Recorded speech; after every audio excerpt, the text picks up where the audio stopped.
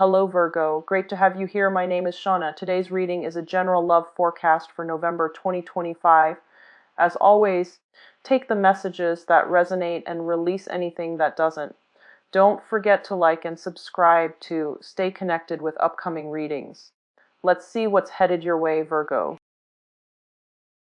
In terms of your love life, I get a very strong singles vibe for this week, okay? The first thing out of the deck here, we have the Hermit, and this is your energy where you are looking at somebody. You're possibly communicating with them from a distance, so there is like a geographical distance between you and the other person. You're wondering what they're up to, possibly, texting, messaging each other really, really late into the night, trying to figure out their intentions, trying to figure out if they are seeing other people or if they are texting you or interested in you exclusively. But either way, there is somebody that you're prying on. There's somebody that you're looking into. There's somebody that you've got your little lantern on this person, and you're trying to kind of like admire them from afar or trying to gauge their intention. So I feel like many of you might be single. The person that you're dealing with, I feel like a very strong water sign vibe. So I have here a Pisces, a Cancer, or a Scorpio. And I feel like this is a person with a lot of options on their table. So they have like a lot of suitors. They might be very, attraction is only skin deep, right? But I feel like this is somebody who's quite popular. They have a lot of suitors. Their energy is really, really receptive. So that means they have trouble saying no. If they don't like somebody, they're still going to be very polite and, and be nice and cordial. And so people might mistakenly think that that person is interested in them, and so they keep coming on to them. And so you're dealing with someone who's a little bit boundaryless, and they don't know how to set up firm boundaries. They don't know how to say no. They have trouble saying no, and they're overall a really, everyone will say, oh, that's a really nice guy, or that's a really nice girl. So because of that, they're very popular. They exude a lot of, I'm hearing like compassion and friendliness, and just someone who's really, really likable. People like to be in their company. They're easy to talk to. They're not very judgmental. And I feel because of that, they might be a Cancer. You might be drawn to a Cancer. You might be interested in a Cancer. Also Pisces. Scorpios are a little bit more like, if I don't like you, I'm going to let you know. So I feel like, it's somebody that might be Piscean, Cancerian in nature. I also have as well an earth sign, and this is, it's the devil, so this is the Capricorn card, okay? Either way, you have somebody who's quite popular that you really, really like, and I feel like the attraction is so intense between you and this person. The attraction is so strong. The two of you work great together. You might have different ideas about, how you approach life, your philosophies, your ideologies. You might have a totally different way in which you do things. So with you guys, you're very systematic, okay? And it comes down to the courtship. You have to really get to know somebody before you even make up your mind whether or not they are dating material. So you can go on, like 1, 2, 3, 4, 5 dates with somebody and still not be falling in love with them, because you still need to find out more information before you can, ask them, you want to be my boyfriend, you want to be my girlfriend. So I feel like for many of you, you're really attracted to somebody. You're still trying to figure them out. You're still not at a point where you are 100% committed to them. And what you're seeing is that you feel they're a little bit flirtatious, which is a big no-no in your book. You feel like they have trouble saying no to people, turning people down, which is also another red flag. You might also see a lot of pictures they're posting online on social media. They might have a lot of people flirting with them on social media, online. And this is the energy of the person you're dealing with here, the Seven of Cups. Someone who's very, very distracted with a lot of things going on in their lives. They have a lot of people that they're constantly surrounded by.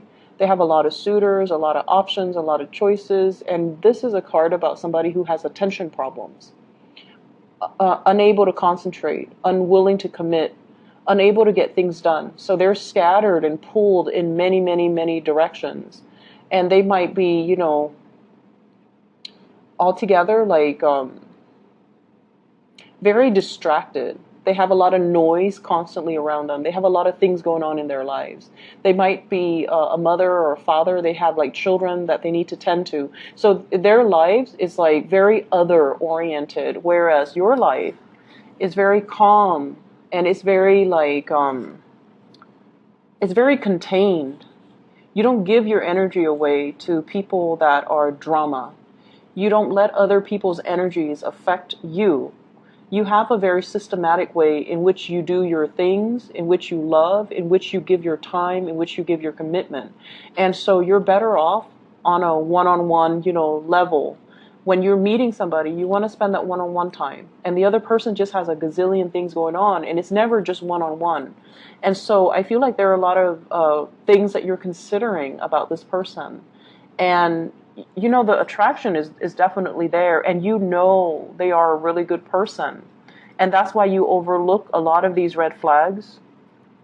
Or you might feel like, they're such a good person that these red flags are not really red flags as long as innately they are a good person. And I feel like they are a really good person. We have here the Nine of Cups, and this is the energy of the other person as well, where they're very sweet, they're very likable, but there are innate issues that keep getting in the way between you and the other person. Like, I feel like you're dealing with somebody who's really, really popular, and you're trying to get an in. Like, it's almost like, and you guys are not flamboyant like the Leos or the Sagittarius or the Aries. You don't just charge right in and, sweep away your, sweep them off their feet and, take them on your horse and ride into the sunset. So you're not one of those types that, go after the other person. You need a certain level of like reassurance. You need them to coax you along the way to let you know that they're interested. But because they have so many people at their side, it's really hard for you to find a way in. It's really hard for you to talk to them.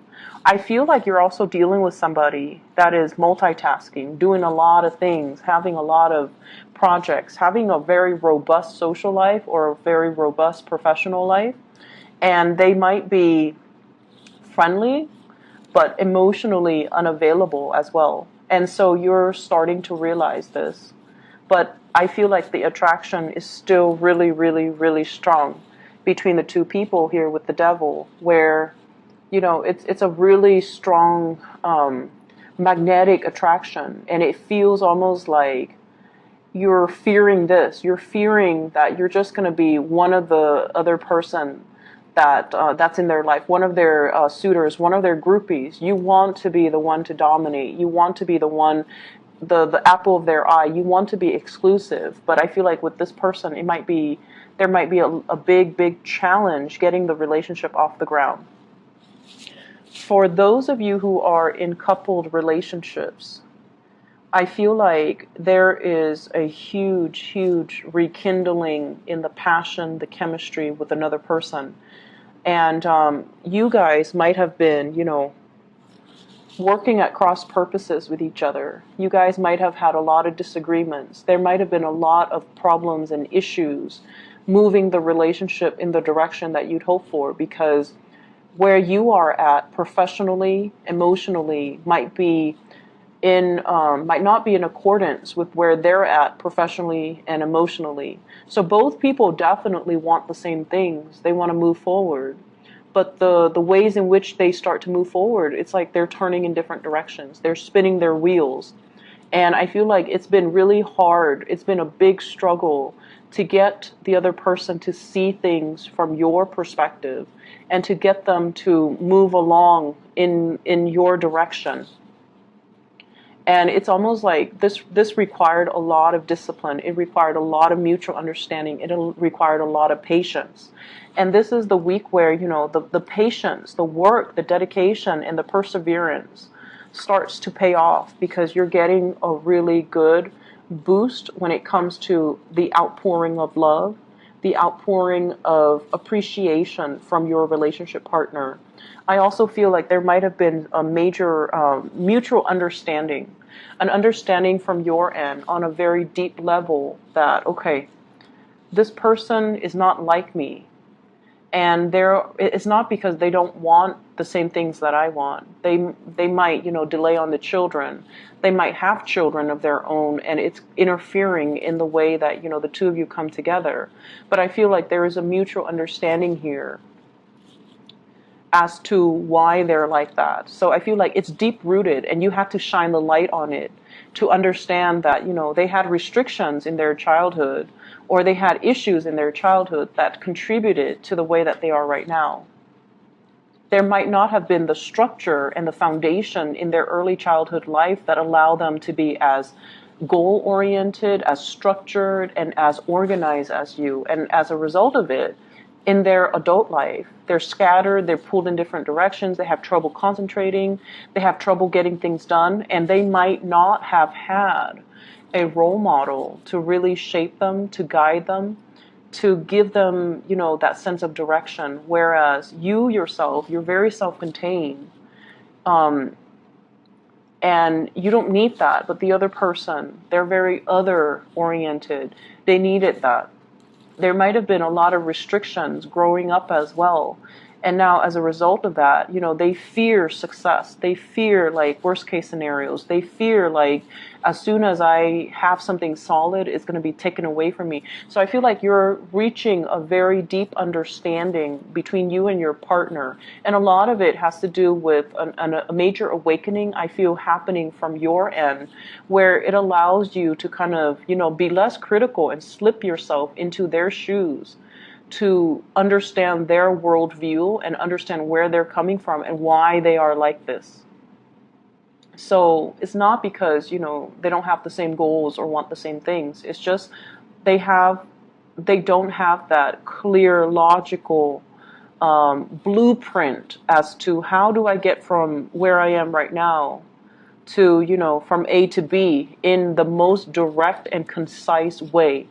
Why does my understanding, the love, the persistence, and the perseverance to allow this person to be who they are, while showing your love and giving them the emotional support, that's really going to help heal them as a person, and it's going to help them overcome a lot of the trauma that they've dealt with, okay? So, for those who are single, I see a big water sign, Pisces, Cancer, Scorpio. I feel like, by the end of the week, you're going to have some type of a consensus, some type of an offer. You might be making your offer, or they're going to be they're going to give you that little nudge. They're going to be like, I'm interested. Like, I feel like a touch, a compliment, a witty remark or something. And then they kind of shyly smile, and that's going to be your sign. That's going to be your sign that they're interested, and you need to, make a move and go forward with them, okay? So that clarity is going to be coming in, and I feel like towards the end of the week. For those dealing with a Capricorn in particular, or another Virgo, if you're dealing with a Virgo, they're really interested in you. And I don't know, two Virgos together, it might be amazing, or it might be, very, very prickly. So just depending on where you're at. But I think that should be interesting. And then Virgo and Capricorns, the Capricorn person is still kind of directionless. Doesn't mean it can't work, but they're still very scattered, very directionless. But I feel like there's very strong chemistry. Whoever you're dealing with, the chemistry is really, really strong. And I feel like, whoever you're dealing with, they seem to be a very right-hearted, like, bright. I think the word is bright, that I'm hearing bright. Very smart, possibly, or very, like, their heart is in the right place. Like, they're a really good person. And I feel like you sense that, so you're able to overlook everything else, okay? Other areas of your life, I wish I could just say, you're headed in the right direction. Everything's going to be all peaches and gravy, and you're in the right place. You're professionally, you're headed into some type of a major breakthrough when it comes to your career, when it comes to your destiny. So we have the Fool and the Wheel of Fortune. The Fool is taking a brand new path, figuring out what is not making us happy, and then embarking on a new journey, taking a risk, or even embarking on a new journey. For some of you, this is kind of like looking down, and I see this like you guys are very detail oriented, and you don't forget to dot your I's and cross your T's. And a lot of the times in a work environment too, you perform your role. You perform the function that you're hired on to do to the best of your capabilities. But I feel like sometimes you might miss the big picture. You might start to feel in a way where you're just like a cog in the machine. Anybody can replace you. If you leave, somebody else can replace you. So in that way, it can feel like the work that you're doing is very mundane, is not super exciting, is not super life-changing, nor is it inspiring. So I feel that element coming into the picture. And I also feel like you've been looking for other options, you've been scoping, and kind of scanning the horizon to see like, okay, if this is where I am. And some of you might be quite successful because I don't see financial lack. You have here 7 Pentacles, and I feel like some of you are making possibly, $7,000 a month, $70,000 a year, which is a substantial amount of money, right? So I feel like you're at a point where, security issues are not like so dire that you're staying in a job that you hate. I feel like for a majority of you. But then I'm also feeling with the 7 of Cups and the 2 sevens, it's a very spiritual energy. So you have some kind of a spiritual message coming through here. This is a card about, distraction, first of all. Having a lot of options. It's like your mind is so much like a computer where if there's one problem, there has to be one solution. And then you're in an environment where it's like there are so many possibilities, there are so many solutions, which is the best, and you fear making the wrong choice. So I feel like you're in an environment where it's very different from what you're used to, and it's almost like you fear doing the wrong things, you fear making mistakes, and you fear almost like it's too open-ended. There are too many possibilities. How do I absolutely know that I'm taking the best course of action? And so the bottom line here is that you've been looking around, you've been scanning the horizon, and you're just like, if I'm not completely happy here, what other options available for me? What's my next step?